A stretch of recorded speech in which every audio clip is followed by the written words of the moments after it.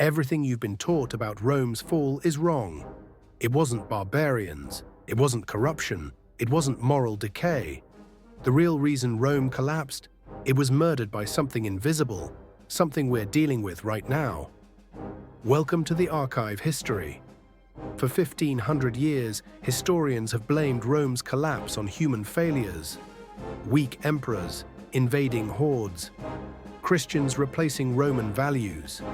But cutting-edge science, DNA analysis, ice core samples, climate modeling, has revealed something shocking. Rome didn't fall because of what Romans did. Rome fell because of what nature did to them. Today, we're uncovering the real story of how climate change and pandemics brought down history's greatest empire. And trust me, by the end of this video, you'll never look at Rome the same way again. Let's dive in. So, why did Rome fall? Ask anyone, your history teacher, a random person on the street, even most history books, and you'll hear the same tired theories. Theory number 1, barbarian invasions. The Goths, the Vandals, the Huns, they overran the empire, right? Rome's legions couldn't hold back the tide of Germanic warriors pouring across the borders. Here's the problem. Rome had been fighting barbarians for 600 years, and winning. They conquered Gaul. They held Germania. They beat back countless invasions. So why did they suddenly lose? Theory number 2, moral decay and Christianity. This one's famous. Edward Gibbon, the godfather of Roman history, argued that Christianity made Romans soft. All that turn the other cheek stuff supposedly undermined military virtue and patriotic duty. Except here's the thing, the Eastern Roman Empire, also Christian, same religion, same Bible, survived for another 1,000 years. If Christianity killed Rome, why didn't it kill Constantinople? Theory number 3, political corruption, incompetent emperors, endless civil wars, economic collapse. The government rotted from within. But wait, Rome survived 50 years of the crisis of the 3rd century. 26 emperors in 50 years, most of them murdered, and Rome kept going. So if corruption didn't kill Rome, then why would it kill Rome later? Theory number 4, the empire was too big. They couldn't defend the borders. Communication broke down across such vast distances. They were stretched too thin. Problem, the empire was actually bigger in the 2nd century, and that's when Rome was thriving. Territory alone doesn't explain the collapse. Here's the crazy part. There are literally 210 different theories about why Rome fell. A German historian named Alexander Diemant counted them. That's not scholarship, that's confusion.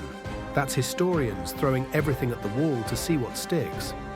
What if they've all been looking in the wrong place? Here's what historians couldn't know until recently. Rome didn't fall because of human choices. Rome fell because nature broke the system. Let me show you what I mean.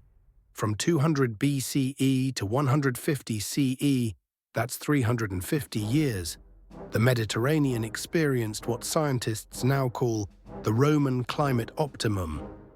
Ice core samples from Greenland prove it. Tree ring data confirms it. Temperatures were 2 to 3 degrees Celsius warmer than today. Rainfall was abundant and consistent. Crops flourished. Harvests were predictable. This wasn't luck. This was Rome's secret weapon. At its peak, Rome's population hit 75 million people.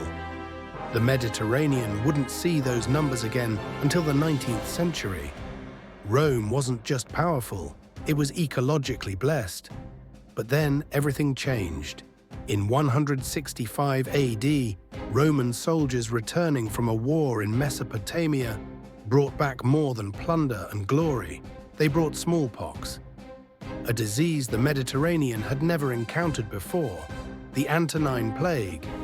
Here's what most history books won't tell you. This plague killed between 7 and 10 million people. That's 10 to 20% of the empire's entire population. Gone. in 15 years. To put that in perspective, that's the equivalent of the United States losing 30 to 60 million people today, in a decade and a half. The plague killed indiscriminately, rich, poor, soldier, civilian. It didn't matter. It even killed Lucius Verus. The co-emperor Marcus Aurelius had been grooming as his successor, one of the most powerful men in the world, dead from an invisible enemy. And here's the kicker: Marcus Aurelius was one of Rome's greatest emperors, philosopher, stoic, brilliant military commander. If anyone could have saved Rome, it was him. But even he couldn't stop a virus. The Antonine Plague was Rome's 9/11 moment. The first time Romans realized they weren't invincible, that their empire, for all its power, could be shaken to its core. Most history documentaries mention this plague in passing, maybe one sentence, but it killed more Romans than all the barbarian invasions combined up to that point. Let that sink in for a second. Now, if the story ended there, Rome might have recovered. Empires bounce back from plagues all the time, right? But Rome didn't get a break. Nature wasn't done. Around 250 AD, less than a century after the Antonine Plague, the Roman climate optimum ended. Ice core samples show the climate suddenly destabilized. Some regions got hit with severe droughts, others faced catastrophic flooding. Crop failures became common. Famines spread. And here's where it gets interesting. Climate change didn't just hurt Rome. It hurt Rome's neighbors even worse. The Huns, living in the steppes of Central Asia, were fleeing drought and famine. They had no choice but to move west. And when the Huns moved, they pushed everyone else out of the way. The Goths, the Vandals, all those barbarian tribes. They weren't invading Rome because they wanted to conquer it. They were running from the Huns. They were climate refugees, desperate for food and safety. Think about that. The barbarian invasions that supposedly destroyed Rome. They were mass migration events triggered by environmental collapse. In 410 AD, when Alaric and his Goths sacked the city of Rome, the event that shocked the Roman world, do you know what Alaric wanted? He didn't want to destroy Rome. He wanted land. He was begging the Romans to let his people settle peacefully in the empire, to farm, to survive. Rome said no, so Alaric did what desperate people do. He took what he needed by force. But we're still not done. Because just when Rome thought things couldn't get worse, they got worse. In 249 AD, a second pandemic hit. The plague of Cyprian. We don't even know what this disease was. The descriptions are terrifying. The Bishop of Carthage wrote, "Eyes on fire with blood. Intestines relaxed, limbs separated from the body." Some historians think it was Ebola.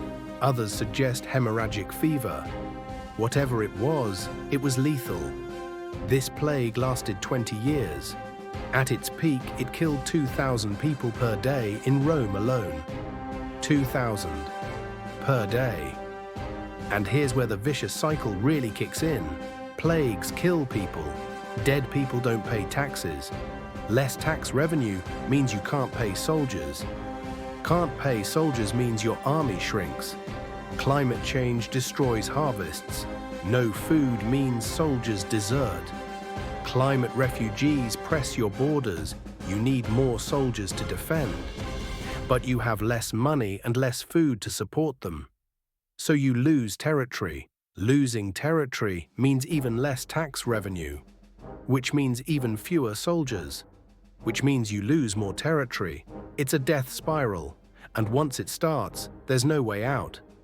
By 350 AD, Rome had lost control of Britain. By 400 AD, Spain and Gaul were slipping away. By 450 AD, even Italy wasn't safe. And here's the most shocking statistic. When the last Western Roman emperor was deposed in 476 AD, the city of Rome had lost 90% of its population. The city that once held 1 million people, the greatest metropolis in the world, had fewer than 50,000 residents. Rome didn't fall in a dramatic battle.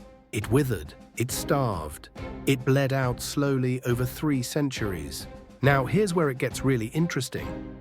If barbarians, Christianity, and corruption killed the Western Roman Empire, then riddle me this. Why did the Eastern Roman Empire survive for another 1,000 years? Same government, same religion, same enemies, same political structure.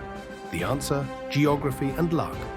Constantinople, the capital of the Eastern Empire, was protected by massive walls and surrounded by water on 3 sides. It was easier to defend. The East controlled the rich provinces of Egypt and Syria, steady tax revenue, and most importantly, when plagues hit, they could quarantine more effectively. But here's the key. The East didn't face the same climate catastrophe. Their agricultural base remained more stable. They didn't have waves of climate refugees crashing into their borders from the north. The historian Kyle Harper put it perfectly in his book, The Fate of Rome. He wrote, "The fate of Rome was played out by emperors and barbarians, senators and generals, soldiers and slaves. But it was equally decided by bacteria and viruses, volcanoes and solar cycles. Nature didn't just nudge Rome off a cliff. Nature pushed. Now, if you're watching this in 2025, this should sound familiar. Climate instability, check. Pandemics disrupting society, check. Mass migration caused by environmental collapse, check. Political systems straining under the pressure, check. We're watching the same forces that killed Rome play out today, just in fast forward. COVID-19 killed 7 million people globally. That's roughly the same percentage of the world's population that the Antonine Plague killed. Climate change is already displacing 21 million people every year, according to the UN. And we're seeing the same political fractures, the same economic strain, the same social breakdown. History doesn't repeat, but it sure as hell rhymes.